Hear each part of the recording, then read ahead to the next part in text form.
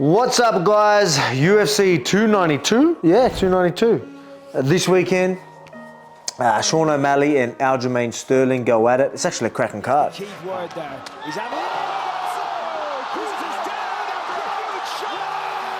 The first fight of the card is Cheeto and Pedro Munhoz. Man, this one's a tricky one. Cheeto's dangerous. He finishes fights. He obviously makes adjustments and finds a finish, so he's clever that way, but he can lose minutes of rounds while he's trying to, find them holes. While you're there looking for things, they do come, but at the same time, you're leaving opportunities for people to do their work. And you see that happen in a few of his fights. More times than not, he finds the finish. So that's definitely something that we need to take into consideration. But Pedro Munhoz is tough, but betting against Pedro 3-rounder, we've got to remember that, is definitely going to be something to think about. But Pedro likes to come forward, he likes to put pressure on. We know Cheeto likes his knees, his front kicks, catching people coming in as well. He's done that to a couple of the shorter guys. Frankie Edgar, I think. It was a Frankie Edgar. The underdog could be a decent bet here because Pedro is good. And it's a 3-rounder, and like I said, Cheeto can lose minutes finding that finish. So if he doesn't find that finish, I see him losing the decision. So it's either a finish or a decision win to Pedro. That's honestly how I see it going. Who am I going to pick?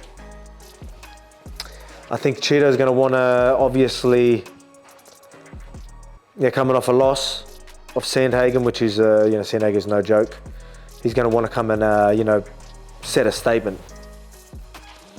I'm going to pick Cheeto. I'm going to go with Cheeto on this one. I feel like he might find the finish. He could still win a decision. He could hurt him enough times. Remember, damage trumps all. He could hurt him enough here and there and win rounds that way as well. But if you're going to say someone's winning the decision will be won by Pedro, I believe. I feel like Pedro could be a definitely underdog pick that you could go with. And I'd go decision, so it should pay that a little bit better. Decision win for Pedro, underdog pick if you want to throw that in there.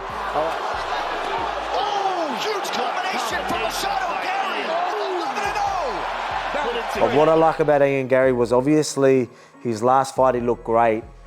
And Craig Jones, while we for UFC 290, we did a bit of training.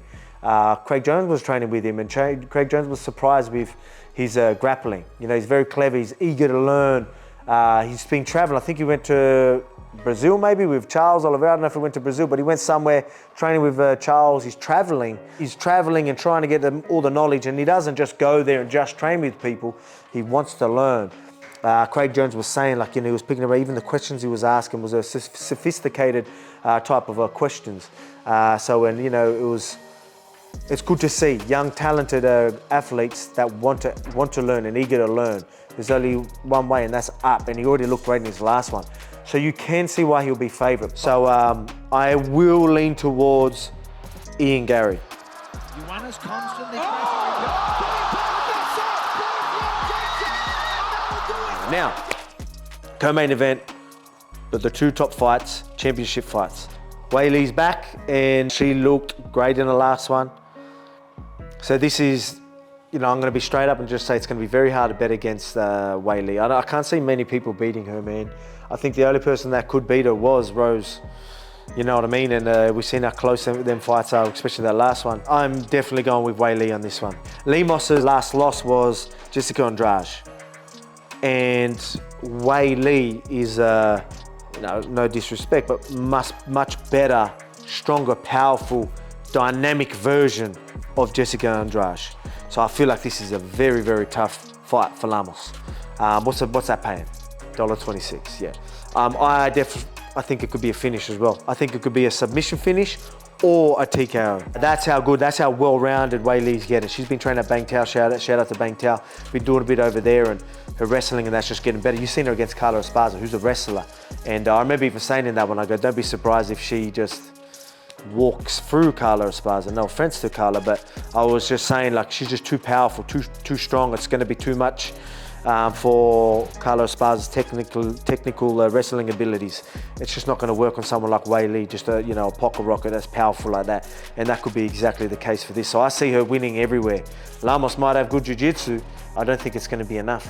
I just think that's how good Weili is. That's how much better she's getting. And that's how powerful I think she is. So I feel like if 5 rounds, I feel like it's getting finished within the 5 rounds. And I'm pretty comfortable saying that. So I feel like if you are going to bet on that, I'd go finish. Whether you go submission, TKO, could definitely get the choke or get it down. I can see her finishing on the ground, whether it's TKO though. So maybe I would lean towards TKO, because if she hurts her, it's gonna just be a flurry of punches following up. Boom, boom, boom, boom, boom, onto the ground, boom, boom, boom, boom. That's how you could see it mainly going to the ground with this one. Carla Esparza was gonna try and shoot. That's why she got the submission on Carla. Trying to shoot. I knew her scramble ability is going to be too good. End up on top, get a submission. I can see it going that way for that fight. This fight, I'd probably lean more towards a TKO. Value might be better for TKO.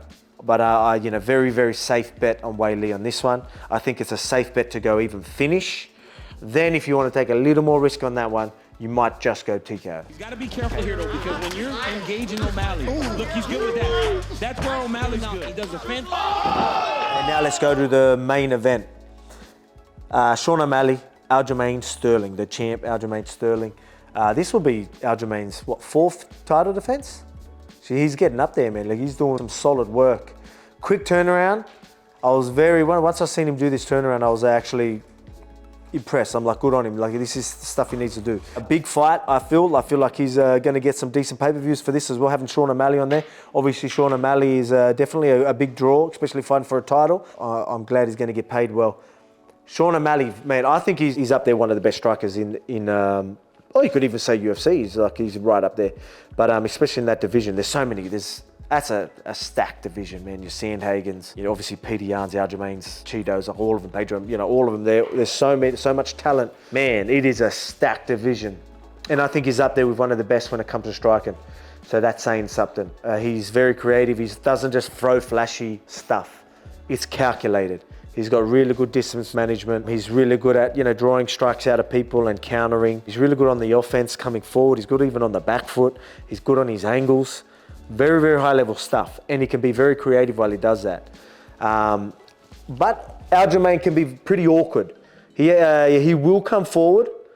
He will do some weird movements. He will be there. He ain't going to commit aggressively. He'll sort of be in your face, flick stuff at you, but not fully commit. So it can be very awkward for you to just pull the trigger, which is sometimes good for him to, sort of play with that, maybe find opportunities, get someone flustered, overcommit and shoot and get the takedown. But again, the diverse striking of Sean O'Malley is going to be flicking up front kicks. He's going to be flicking up knees if he comes in, but that could still create scrambles and get into the ground control, where again Sean O'Malley is creative even on the ground. But very, very comfortable and to say that Aljamain's strength and wrestling maybe be too much there.